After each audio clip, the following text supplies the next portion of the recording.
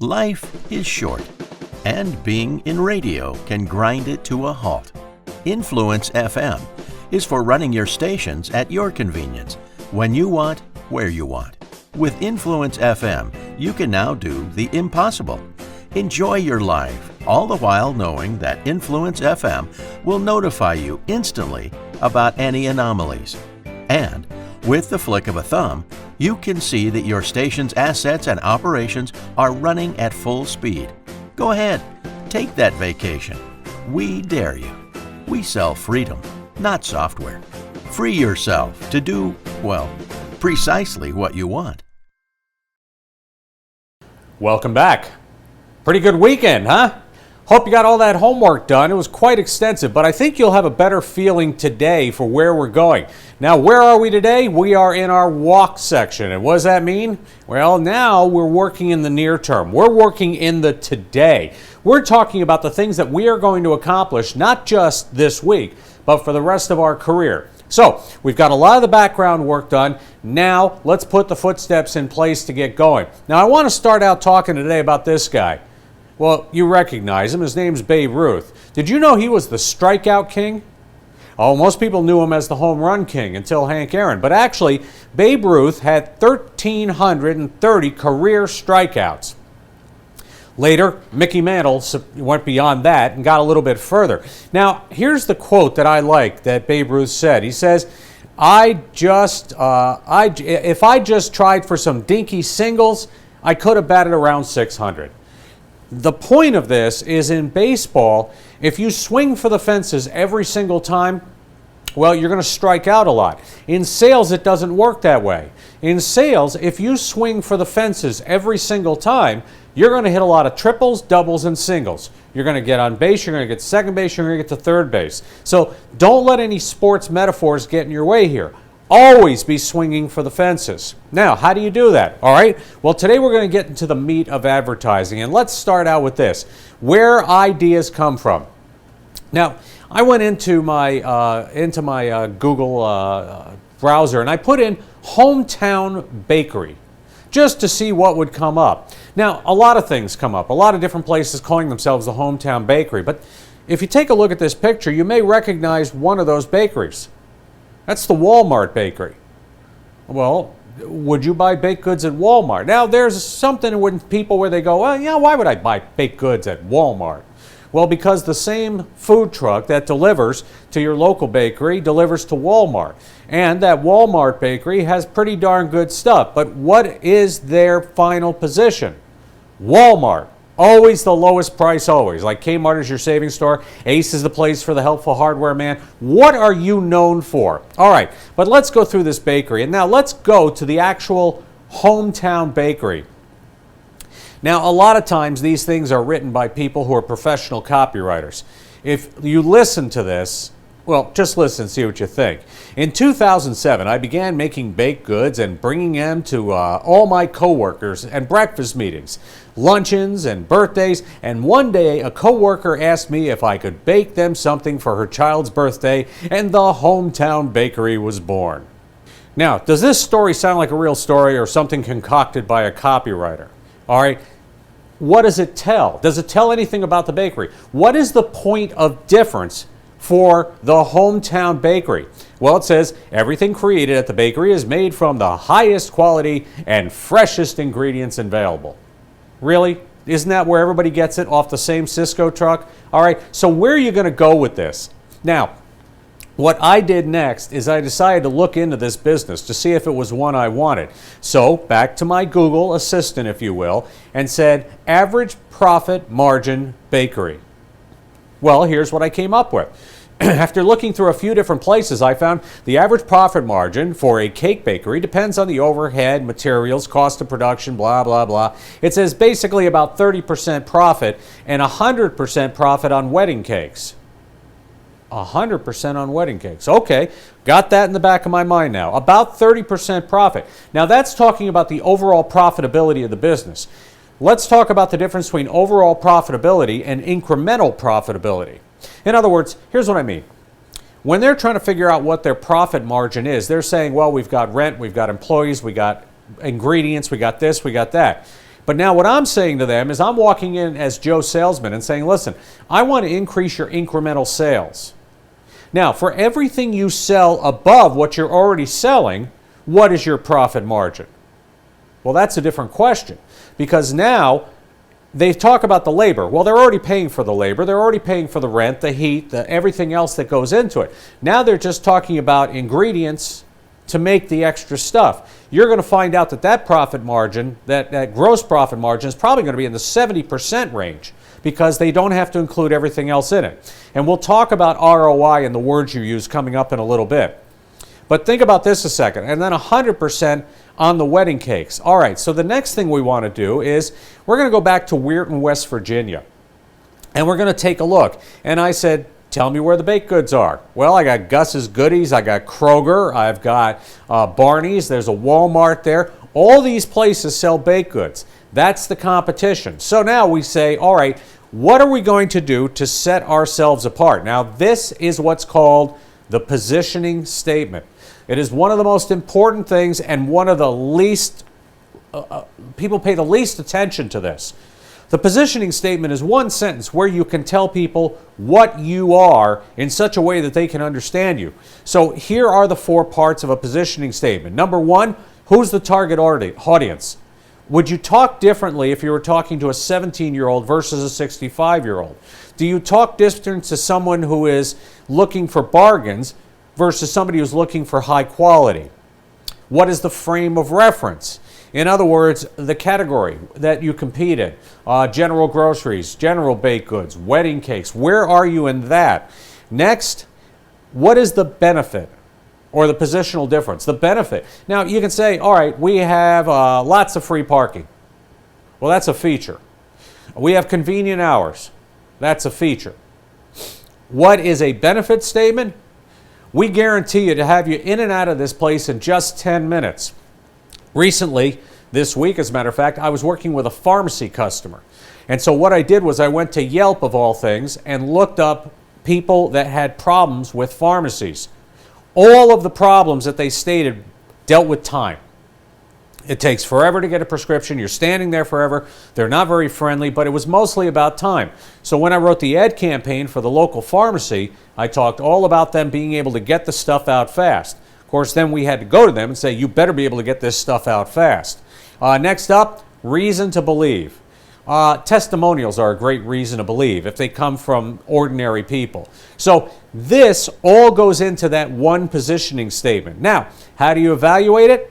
Well, here's your steps right here. I've got 6 of them. You know, it says, is it memorable? In other words, where's the beef? Very memorable if you're as old as I am. You know what that is. Does it provide a clear distinction for your business? In other words, when I hear your positioning statement, what does it tell me? Well, since we all know what Walmart carries, which is almost everything, the positioning statement is Walmart, always the lowest price, always. But do they back it up? Yes, because if you find a lower price and you tell Walmart, they give it to you. And by the way, they do cost comparison at the register, and they say it's cheaper over here, so we're going to give you that price. Now, am I trying to pitch you Walmart? No, but I'm talking about a corporation that has done it absolutely correctly. Can you own it? Well, now this is an interesting one. Walmart actually tried to trademark the phrase always, actually the word. Fortunately, the trademark office said, no, you can't own a word, a single word. So they weren't able to do it. But when you say always the lowest price, yeah, Walmart absolutely owns that. Does it enable growth? Well, now this is an interesting one. In the market I work in, a number of years ago, a pizza place opened. It was called $5 Pizza. What they were doing is they were going after the pizza guys. So they opened this up as $5 pizza. Well, here's the problem. What happens as things get more expensive? Well, now you got a choice. You got to raise your price or make your pizza smaller.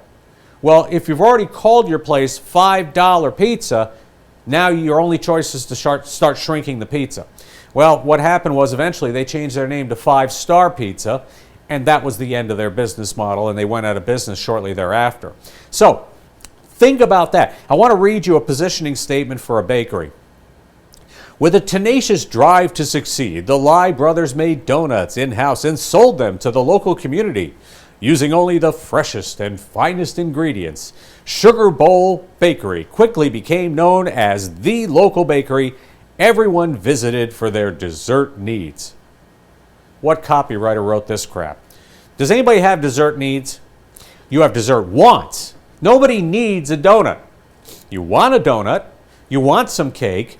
This is talking about something totally different than needs. And again, this positioning statement does nothing to further. You're not going to believe any of it. So now I say better language paints pictures, and you can read these paragraphs at your leisure.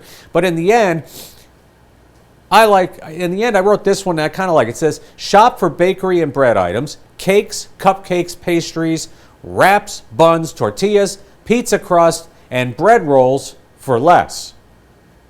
Does that tell the story? Again, shop for bakery and bread items, cakes, cupcakes, blah, all for less. Yeah, now that sets the frame of reference, doesn't it? Can it be expanded upon? Is it scalable? Yeah, it really is. By the way, whose positioning statement is this? There you go. You guessed it. Good marketing. It sticks in people's brains and they know it. Now, their one problem is people thinking, well, if I'm not going to buy baked goods at the same place I buy underwear, it's not going to happen.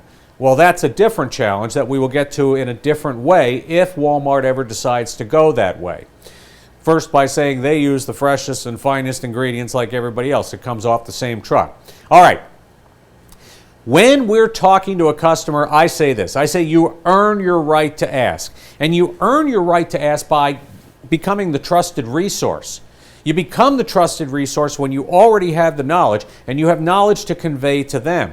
And then some people talk about the fact that you've got all this new technology and it creates shortcuts. I'm telling you right now, there are no shortcuts. You cannot present an idea via email. Now, what you can do via email is if somebody's already a purchaser of your product, you can offer them a discount on it. I get notes from Amazon.com all the time saying, hey, you buy a lot of audio equipment, this is on sale. Okay, I've already specified Amazon. I've already said I liked it. By the way, you ever want to do text marketing? There is no better way to tick people off. I don't know why it is that way. I know with me it is. You get me a text message for your business, you can guarantee I'll never do business with you. And finally, some people like using the phone a lot. Now, here's the problem. When you're using the phone, it's sort of like right now when I'm teaching you on this video. I can't see what else you're doing. You could be doodling on that paper in front of you and I won't know it. You could be checking your email on your phone and I don't know about it. You could be updating your Facebook and I don't know. So whatever I'm telling you right now may be going in one ear and out the other. Same thing happens when you call somebody on a cell phone. Business is done face to face. Now you say, but Chris, I'm busy. I'm a very busy person. I'm running from the minute I get up in the morning until the end of the day. These are called the Covey quadrants. Now, it's put into four things. And if you look at this, the square, across the top is the urgency and down the side is the importance. So you come up with these four squares. Now, square number 4 in the bottom is not urgent and not important. Why would you ever do something that's not urgent and not important? Well, updating your Facebook, playing games on the computer, reading a novel during working hours. These are things that are not important and not urgent. If anything hits my desk and it's in category 4, it usually goes right into the garbage. Now let's talk about category 3. Not important but urgent. Well, what's not important but urgent? I'm standing here talking to one of my best customers and my phone rings. Well, if I'm talking to this customer, this is both important and urgent. It's category 1. Why would I pick up my phone and look to see who it is? Because at this moment, it doesn't matter. Now, that being said, my wife knows not to call me during the workday unless it's urgent and important. And if she calls, she has a certain ringtone. And I know her ringtone, and I will pick that up in front of a customer. The rest of the time, she'll just text me and say, get a hold of me when you need to. All right? So, not important, but urgent. Interruptions, distractions, other phone calls. You have to figure out how you're going to handle these in your own head. Not urgent, but important. Well, I put exercise in there. It's not urgent, but it's important. It can get to be both urgent and important. But you got to figure it out for yourself and say, all right, I'm not dealing with important and urgent things right now, so let me deal with some important things that aren't urgent. In other words, I got 20 minutes at lunchtime. Maybe I should head up to the gym and get on the treadmill for 20 minutes. Okay? And you ever notice how people who go to the exercise clubs always want the closest parking spot? Never understood that. All right, now we come to numero uno, important and urgent. Crying baby, kitchen on fire, a phone call from your top customer that says, get here now. Important and urgent. Now look at everything on your schedule and say, all right, where does everything else go? Because something that's really important and really urgent can reprioritize your entire calendar for the day. So you have to figure out where these things are. Now, for example, when you get done with this, I'm not expecting you to go and make this chart up and put it down, everything in it, and keep moving stuff. That's just busy work. That's not important and not urgent. But what you can do is every time you get something that hits your desk, put a 1, 2, 3, or 4 on it. I suggest if you put a 4 on it, throw it away. If you put a 3 on it, throw it away. I only deal in 2s and 1s. I try to keep my entire life in 2, but things do creep into 1 from time to time. My suggestion is you work in 2. Not urgent, but important, realizing that things can move. Now, I want to talk to you about 3. I want you to write down the number 3. I don't care if you write it on the back of your hand so you never forget it. The number 3 is going to come into play so many times during the next 2 weeks. First of all, 3 CNAs a week. 3 customer needs analysis, where you're actually standing toe-to-toe, belly-to-belly with somebody and asking the most important questions. You remember, hi, I'm Chris from the radio station. I've done a little preliminary work on your business, and I think that by you and I working together, that we can both put a few more coins in our pockets. But I have some specific questions that I need asked to get the information I need to find out if we can work together. You see, in order to build a rock-solid marketing bridge with measurable results, we have to go through a process. You get where I'm going? I went right from my opening to my elevator speech and then right into my executive summary. I need 3 CNAs per week. I need to have 3 closing calls a week.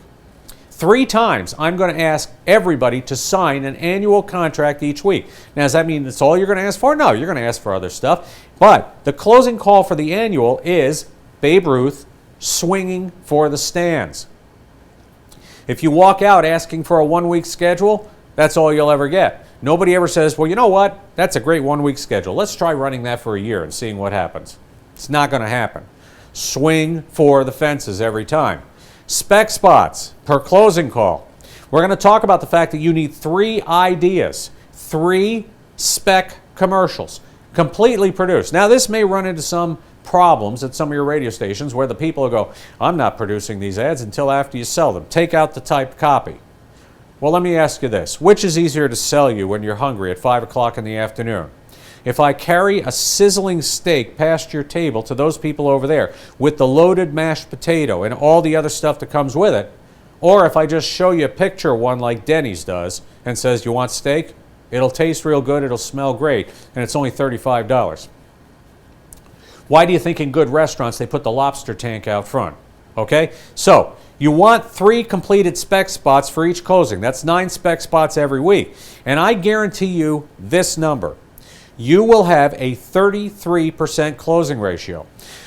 Thousands of salespeople over dozens of years doing this program that I'm teaching you, 33%. They will close 1 in 3.